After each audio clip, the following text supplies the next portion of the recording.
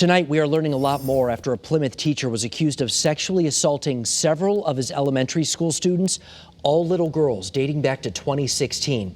So far, 13 victims have come forward. And tonight, that teacher is charged with 5 counts of risk of injury and 2 counts of sexual assault. Channel 3 Eyewitness News reporter Christian Colon dug into his arrest warrant. He is joining us now live with what he's learning, and we do want to warn you, some details are very disturbing. Christian. Mark Aaron, his name is James Eschert. He's been working for the district for more than 20 years, more recently right behind us at the Plymouth Center School. And today he turned himself in to police. But according to records, parents and students have been complaining about this teacher for several years, but were always ignored. 51-year-old James Eschert, known as Mr. E, was mostly a 3rd and 4th grade teacher. Tonight, he's behind bars after 13 students spoke out. After all this situation, now it's a time for homeschooling. It's not only here, it's everywhere. It's getting crazy and crazy. According to the arrest warrant, this investigation started in September of last year when a student told the most recent principal about Mr. E. Eventually, DCF got involved and a social worker was put on the case.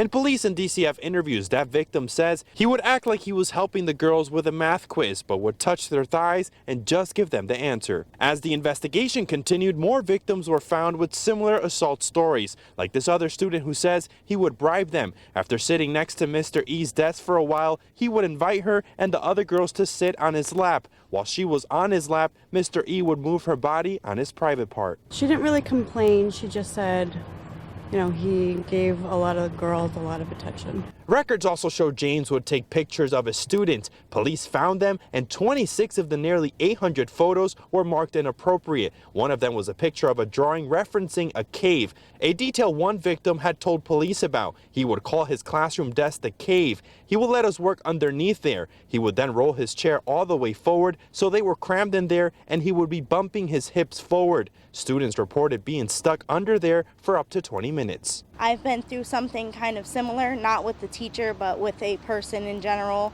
And it's definitely good to speak up about it, because at the end of the day, if you don't speak up about it, there's never going to be a consequence for that individual, and there's never going to be closure for the children themselves.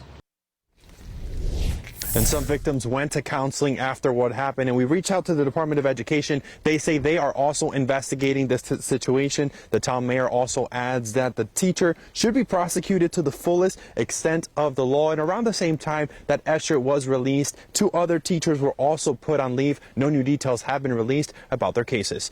In Plymouth tonight, Christian Colon, Channel 3 Eyewitness News.